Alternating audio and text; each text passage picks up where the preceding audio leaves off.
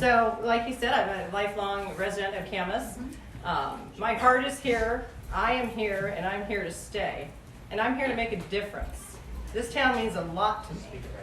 And this isn't something that I take lightly, and it's something that I'm excited to be a leader of and to help bring our city back to where it needs to be. Because we've got some problems. Oh, excuse me, I forgot to thank my son, Connor, who's here, and my husband, Jim. Please all forget. Okay. And your brother, Chuck. And the rest of my family and friends and citizens, you guys, wonderful for you to show up. I appreciate you. I appreciate your support. So going back to, there are problems at City Hall. And I think the big question, I was going to go through this whole diatribe of introducing myself, but Roger did such a great job. The big burning question that people have when they hear I'm running for mayor of Camas, why? Well, it's obvious. Let's take a look at what's going on. We have little accountability for what's going on in City Hall. So we have a mayor that stepped down and resigned. We have a city administrator that resigned. We have 3 vacant seats on city council of only 7 seats. There are things going down up there that we don't know about, and they've been quiet about, and in my humble opinion, COVID has protected them because they don't have to come out. We don't know, Mary has resigned and Jamal has resigned as well, but before they did, we didn't know who they were. They weren't out with the community. They weren't out with you. They weren't out listening to the citizens that they should be representing. And that's not me. You all know me. You all know I'm out in the community all day, every day. I love people. I love to hear your thoughts. I want to represent you. I don't want someone who's acting on what they think is best for the citizens. Having said that, let's talk about, obviously I'm going to bring up the $78 million pool bond. I mean, that's obvious. So let's talk about what the citizens want. When they tore down the pool in Crown Park, under the guise it was $1 million to renovate, fix it, bring it up to snuff, if you will. Oh gosh, no, let's tear that down. Even though the citizens spoke loudly, they spoke clearly, and they showed up, and they had groups. They wanted that fixed. They didn't want a $78 million pool. They wanted a pool that they already enjoyed and grew up enjoying and wanted their families to enjoy. And they got taken away from them because they're not, the city's not listening. And that's just the problem. They're not communicating and they're not listening. So now we've torn down a pool and we get a bond proposal for a $78 million pool. That's insulting. I was insulted. It's insulting to all of us. And the pool bond failed 90-10. And that election year, no incumbent won. They're out. People are angry and they're talking. They're talking. And it's time to keep cleaning things up, folks. The people that are responsible for these things are still there. Some of them. We can do it one at a time. That's why I'm here. Another thing that's happening, and I know a lot of you are aware of it, and if you aren't, then I'm going to touch on it. The Detox Center. That is Fairgate Village, or Fairgate Inn, used to be a bed and breakfast, and then an assisted living. So Discovery Recovery, a detox center, bought the property in the guise of making it a detox center next to Dorothy Fox Elementary, next to a park, and in a residential area. What went down with that is that Discovery Recovery wanted to see how it was zoned, and there was some differences on how it was being zoned, and no one knew the proper way to do it. But it was clear that it should have gone through the Planning Commission, I believe, land use, and then go to City Council. That didn't happen. It went straight to the Clark County Hearings Examiner Office, who approved to have a drug detox center, I believe under the guise of a convalescent home. But let's call it what it is. It's a drug detox center right next to an elementary school, right next to a park, and right in a residential area.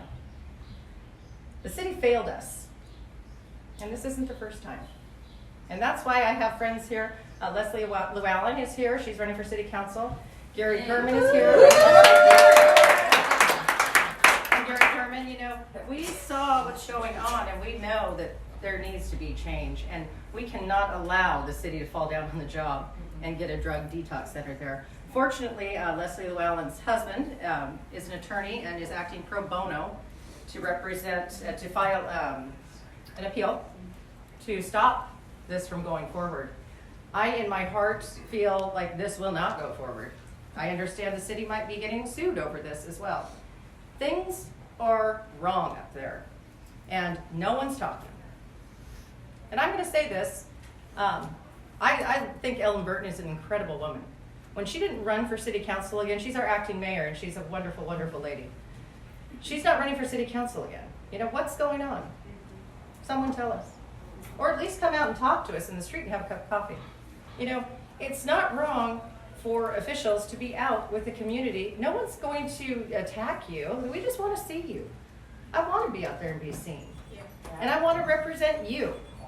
I don't want anything else, because this community is too important. And what's been happening is egregious. It is egregious. Now I'm shifting because I'm trying to cover what I need to cover, but you can all talk to me later if I miss something. So let's talk about taxes. We pay a lot of taxes here in Camas. And that's okay. We like it. We like to be in Camas. But what is enough?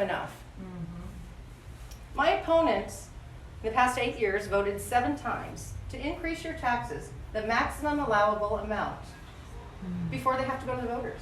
Gee, that's funny, right? Let's just go to the maximums, just so we stay under the radar. I had a nice meeting with the Clark County assessor, and he said everybody does that. Well, that's not my game. That's not my politics. Everybody doesn't have to do that. Because what the idea is, you just keep raising it. If you don't raise it one year, then you can't quadruple it the next, or you can't go up double it the next year. So I'm done with that thought process. We need to get a handle on the budget in this city. That's what's going on. I'm mystified about our budget. I just found out, and I don't have the numbers, $8 million for the roundabout by Camas Lake. Okay? Wow. I don't know, someone privately wanted to put that in. I know Robert's been doing some renovations at his house, Robert, could you come out there? Home Depot tractor, I could be right there. Let's do it. So there's just a lot of spending. Everybody, it's no secret, government, they have deep pockets that are going to reach to us. That's not right. Someone needs to be accountable. And someone needs to be accountable for the budget. And I believe that would be my job. So, I'm here to tell you, we are going to local for local stuff like that. Exactly. Right? Absolutely, Robert. That's it goes back to living wage jobs, which I can touch on too. But it's just, we need to, the budget has so many things in it for studies, consultations, but never a beginning and an end.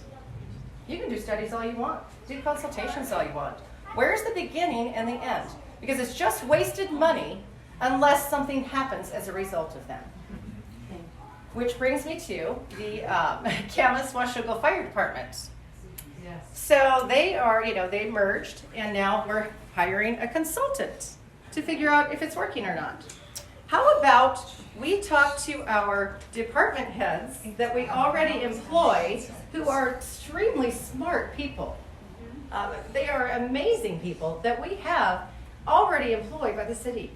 Why are we getting more consultations and paying more fees? Camas Lake, another prime example. Let's do studies. Let's have consultations and then do nothing about it. I've lived here my whole life. There's always been issues with Camas Lake. No one's fixed them. You know why? Because it's a difficult problem. It's not just one thing. There's a lot of things going on, and who's to blame is number one, right? And do we charge the taxpayers to fix it?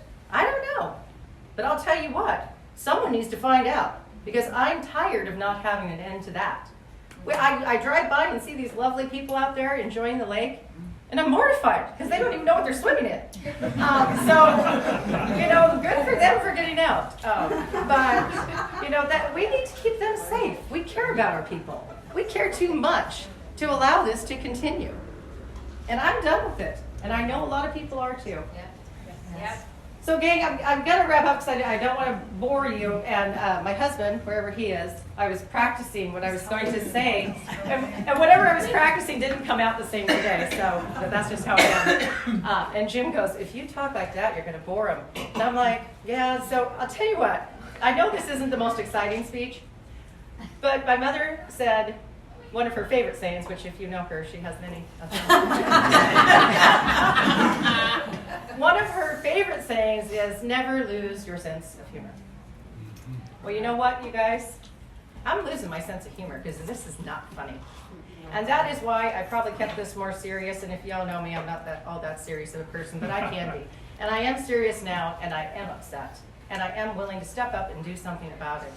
And I'm losing my sense of humor. But we're going to fix it. Yes. All right!